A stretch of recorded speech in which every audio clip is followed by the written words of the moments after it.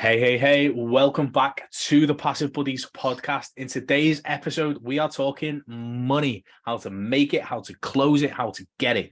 So how to master the sales process. Now, we dropped a sales training basically in our podcast a few episodes ago. Go ahead and go check that out because that was just golden. Now I need to step up my game because Brandon just dropped the mic every single time he spoke on that episode. So I've got to go toe to toe today, which is good and interesting. As usual, Brandon Duff is here. How's things? I'm doing great. I'm excited about this podcast. I'm a big fan of sales. I'm a big fan of just learning. So it's anything I can learn to make my business grow, I'm all for it. And as much it's important to take information in, but it's also important to utilize that information. So I want you guys to take notes on this podcast. Definitely write down your biggest takeaway and leave them down in the comments down below. And I'm very excited, and let's go toe to toe on this. So I'm super excited about it. I think, do you know what? When you say like you're a big learner, it really is true, guys. Like we record these podcasts every Thursday, and we'll probably get 4 done a week, ready for the week ahead. And every week we come in and we have like a bit of a chat beforehand, and it's insane. Like Brandon's like, oh, like look at this and look at that, and I've discovered this and I've discovered that, and I'm like, yeah, I chased around 3 kids and was like, lost my head, cooked some tea and put the washing on. I'm like, damn. So it's absolutely great to have a bit of a pre-chat with Brandon because I just pick up so much in that 10 minutes. So imagine what you can pick up in each and every podcast episode that we do create. Now, obviously, we are talking sales, which is the big driver, isn't it? And what I like about sales and marketing, and I think a lot of people miss this before we go into the sales process itself. I think a lot of people join these affiliate marketing programs, and from there, they just see the short-term aspect of potentially selling that course as a product in order to generate some income. What people tend to forget is like within that, they are mastering sales and marketing skills. From that, they are transferable skills. So if you can learn to master the sales process, doesn't matter what you're selling, doesn't matter what business, niche, market, anything you're in, you are going to make money. And if you can make money, you are always going to be in demand. Yeah, and it's crazy. Like just to see, for instance, someone like Ashley, who I feel like she just maybe started in the online space, or maybe she's been in it for a little bit, but hasn't really got any results. And then she comes into ours and is like our top closer, like just absolutely crushing it. There's a few people on her tail, but being able to take all the content we've been delivering both in our community that we have an amazing community that talks about all sorts of pop-up trainings, AI, all sorts of cool things. And then also go through all the training we've done in the Cash Flow Challenge from sales, marketing, blogging, all sorts of different content, and has taken all that and is now just killing it online. So I think that is super important to give a shout out to her because I know she listens to the podcast too, because she's always upping her game. But I think that if you have a lot of people, what they do is they, like you were saying, go into a program, try and get their affiliate link, and then get results without actually doing any of the learning that's involved. They are like, okay, I paid for this program. I now have my link. I don't need to watch anything. I can just do what I've been doing and get similar results. And that's why they go from program to program. But today we're going to be actually going into things you can actually do within your program, like selling, to make more money. So I'm very excited to get into the details. So where do you think, obviously going into the details, where do you think the sales process starts? Where does marketing finish and sales start? I think they kind of go hand in hand. It kind of reminds me of, I think we've talked about this analogy previously, but it's kind of like golfing or playing football, where your marketing is like your tee off or your long Hail Mary pass. or short passes, or small runs or whatever. And your marketing gets you closer and closer to the touchdown. And then sales is the thing that puts it into the hole or runs it in or catches it to make that touchdown.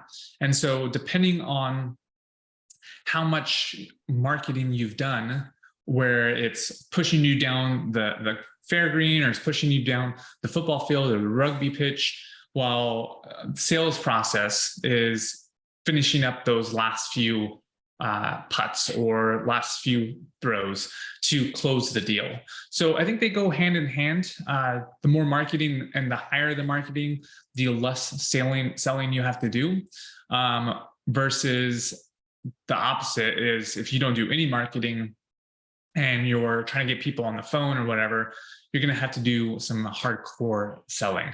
And I don't mean like hard closes and all that, but actually provide a lot of value and insight to get them where they are to where they want to be. And that's all through just phone calls. And I think that's why a lot of you see these high ticket programs is they want you to get on Zoom calls. They want to get you on the phone, is because they don't have much marketing.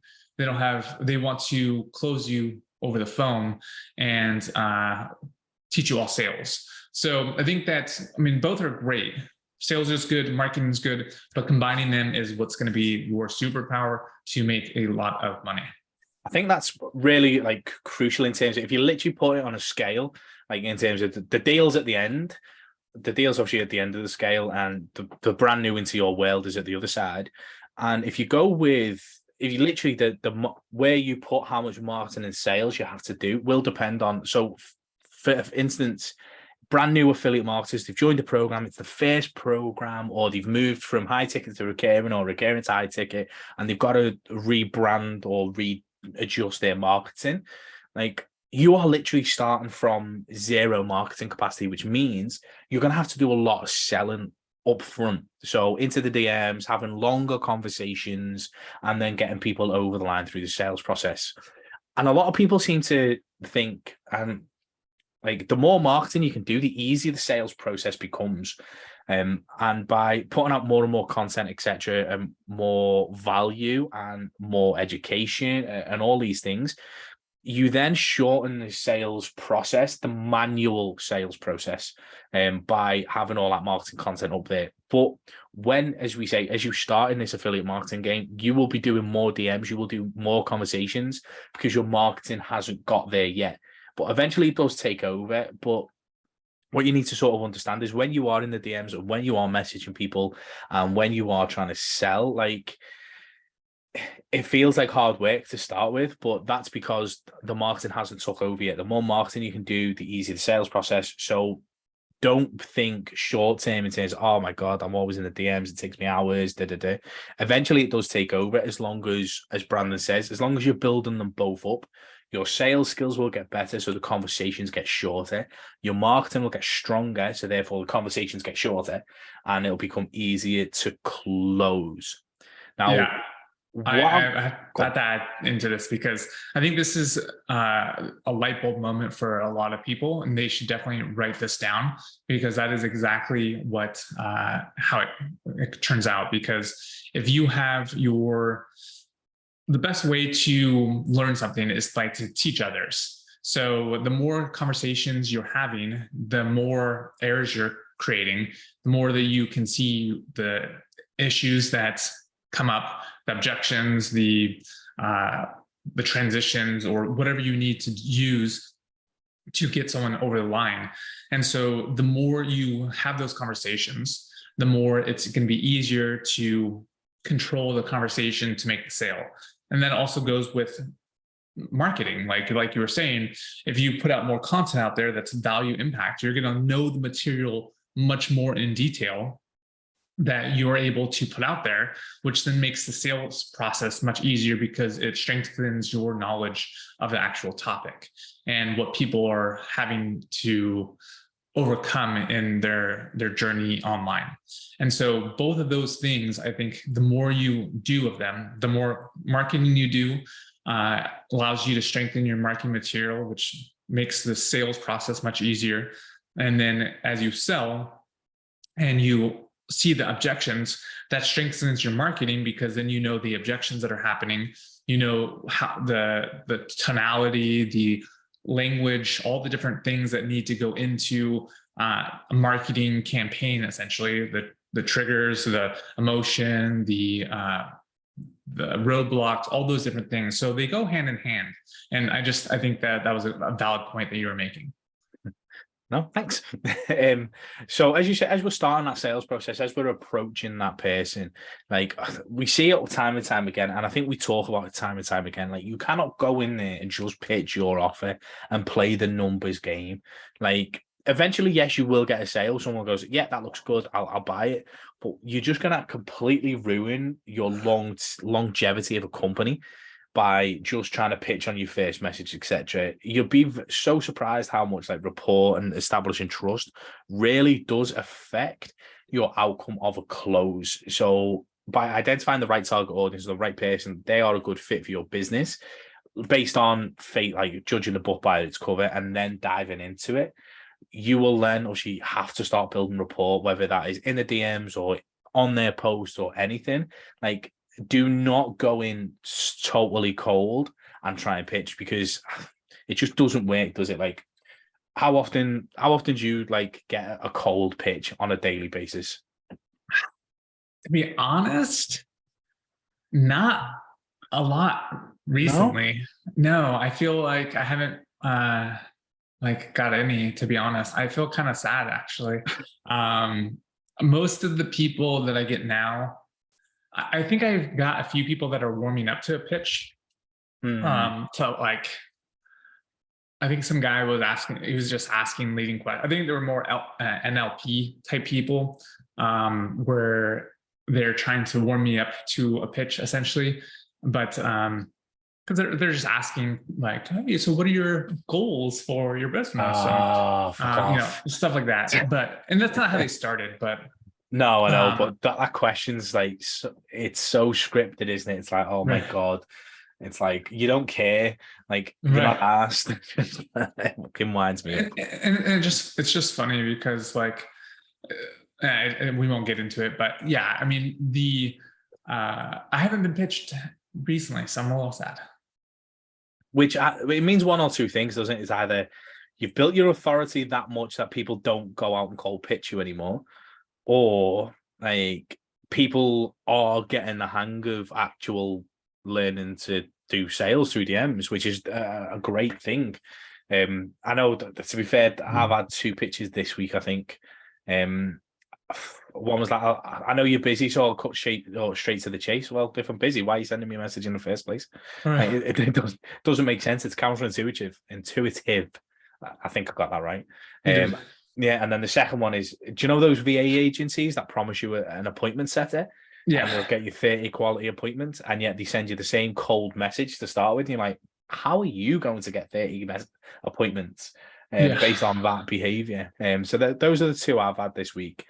And again, it goes to show like people are still getting it wrong, and people don't want to build rapport and establish trust. And it really winds me up, because yes, you are hid behind a keyboard, but it doesn't stop you being a human.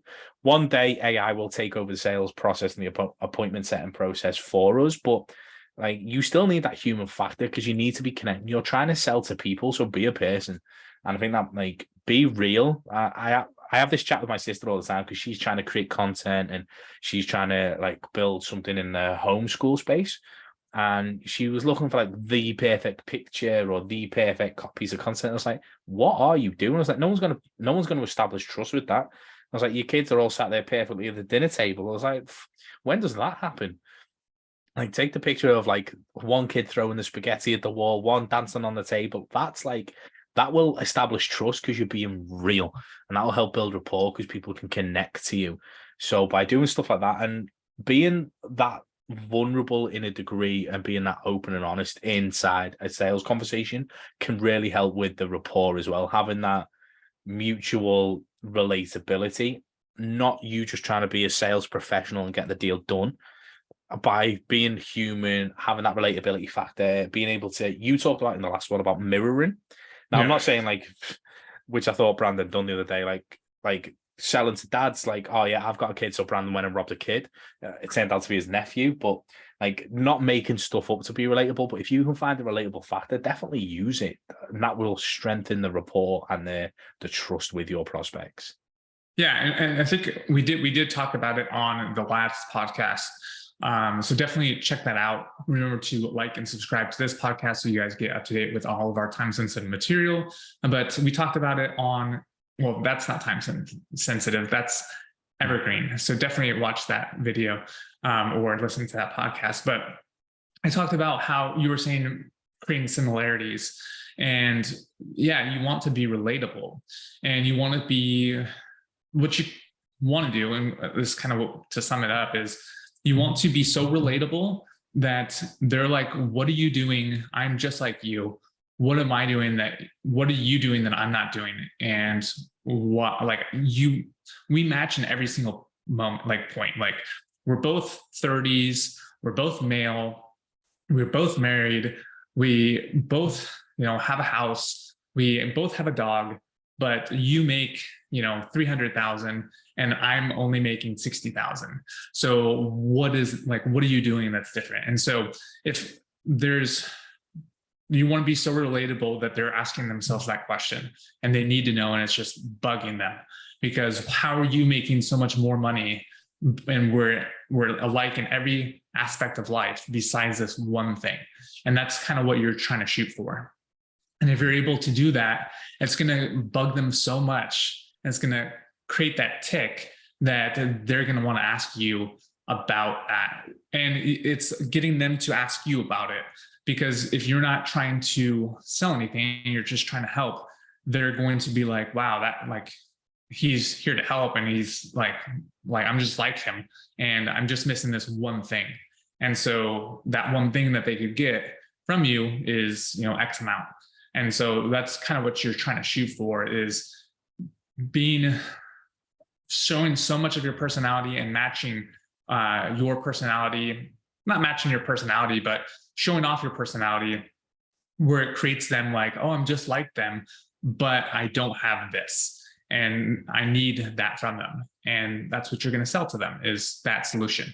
And so I would say one of the easiest way to do that is by not just always selling, because that's only matching one thing, but showing other parts of your life, your style, your whatever, your personality, your ticks, your likes and dislikes, all these different things that can help close the deal through your marketing. And we just talked about marketing yesterday on our last podcast.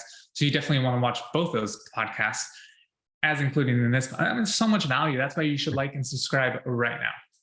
I thought you were just going to lead it with it. You just need to watch all of them. You just need to listen to all our podcasts. And you do, guys, because the amount of value that gets dropped, literally, like some of these things, like we're literally teaching in depth inside the cash flow challenge. And then we're coming out of the cash flow challenge, coming onto the podcast, and we're teaching you the exact same thing as well. Really like giving you as much as we can to help you master your sales, master your marketing, master your passive income streams, master automation. It just goes on and on and on.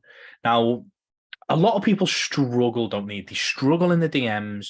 And I was helping one of our students close a deal yesterday. Don't get me wrong, that we didn't actually close it, but we were going through the process and asking the right questions. And then I was privately messaging him going, well, why am I breaking this down, etc. Like, why do you think so many people struggle with having a conversation to sell something, when I know if I ask them to tell me their favorite restaurant and make me go there, they'd be able to do it like that? So why do you feel there's a disconnect when it comes to selling a product rather than just a recommendation? It's just how we've been programmed. So many people think selling is bad, and we hear the used car dealer, they're the deceptors, and that selling is a bad thing. But I think that so many people have that in the wrong aspect of their lives. They're not really the wrong aspect of their lives, but I guess I'll put it this way. When you go and buy a house or buy a car, a newer car or whatever, like you bought that, someone sold that to you. It may be through marketing, it might be through seeing other people and wanting that FOMO or whatever, but you were sold to, and you bought it because we love being sold to. But for whatever reason, we've been taught as in the world that selling is bad, but consuming is good. So as or purchasing or whatever that is good. So spending is good, but selling is bad for whatever reason. But it's the same thing. Like you need to sell because you need to provide something to help someone and better their lives. And if you, and I hear this all the time, like if you have something that is going to change someone's life, you're doing them a disservice by not selling it to them. Because if it can help improve their fitness goals, if it can improve their lifestyle, if it can improve their business, their relationship, themselves, their mindset, then you have to sell it to them. And it's funny, I was thinking about this the other day, like businesses need AI prompting. Like and we'll have to talk about this off the air, but literally like how much businesses would make if they had an AI prompting prompter or taught their team how to prompt. And in doing so, they would essentially save, I mean, think of a digital marketing agency, Mars, and we taught all of our VAs, which we do, how to prompt and create blogs that can do 5 in a day versus 1 in a week, how much more work they're going to be doing and how much more money they're going to be paid because their output's so much greater. And so being able to provide that skill or transfer that skill to someone else, it needs to be done. You need to sell because it's helping them. Obviously, if it's a shitty product or something that they don't need, or you hard close on them and it's not the right fit, then you're just taking advantage and it's self-serving. But if this is something that you know will change their lives and doesn't is not openly available or is not something that they can do. I'll give you another example. You talked about our podcast and how we pretty much what we do in our cash flow challenge is similar to what we do on the podcast with all the value. But you have to think that, sure, we talk about similar things here on the podcast, but we've now took the podcast and we've made it more direct. We've took out all the filler stuff. We've made it so it's step-by-step and a direction with coaching, with all sorts of pop-up content. And we answer and mentor all of our students hands-on every day, pretty much, which a lot of people don't get at all. They aren't taught financial literacy in school. They're not taught how to market themselves, brand themselves, build and good debt versus bad debt, how to use, like, I think we just did a live, or I just did a live the other day talking about how I spent $6,000, only $6,000, and was able to get 2-for-1 deals on flights using my credit card without any money out of pocket, essentially. And no one's really teaching stuff like that. And a lot of people teach, like, you look at Dave Ramsey and he says, credit cards are bad and don't get a credit card because it'll create, financial ruin for you. But in reality, if you do it responsibly, really credit cards are made for the wealthy, and the people that don't use them correctly, all the interest that they're paying is used to pay us rich people our benefits. Like, that's how it works. So if you are like learning and going through our course, like, obviously this kind of stuff isn't on the podcast, it's in our private group, but these are the things we teach to help people level up their game. And they aren't taught in this school, this information. They're not taught on YouTube or whatever, because this is stuff that a lot of people don't know. And or it would take you hours and hours and hours to get this content from our podcast, from YouTube, from all these different things, versus having a streamlined process to save you time, essentially. So a lot of great things. I think that if you have something that the world needs that can improve people's lives over, like, say, 90% of the population, then you're doing yourself and everyone else around you a disservice by not selling. Makes sense. So it comes to a mindset point, doesn't it? It's like, selling is bad, and no, it's not. Like, you need to stop telling yourself, like, you're not selling, you're saving. And this is how I navigate that mindset issue. It's like, if I've got something that can truly help someone, which, as you can clearly see, me and Brandon feel passionately about the cash flow challenge. So we are constantly telling people to join because it can make people's lives better. Like, we know that it's a fantastic product, so we tell you about it every single podcast. We prompt you to come and join us so we can help you improve your mindset, improve your cash flow, improve absolutely everything. It's just insane. So, like, when it comes to mastering the sales process, like, you have to be committed to that product, whatever that product may be. You have to be 100%. This is going to change people's lives, and you have to go for it and push it. And you have to be having that passion will improve your sales process. Not passion just to make the money, but the passion to change people's lives with whatever you're promoting or selling. Then from there, having that mindset of, no, by me being quiet, I'm actually hurting people, not helping people. That will help propel you forward as well. And asking questions, not to get the answer to ask your next question, but ask questions to listen.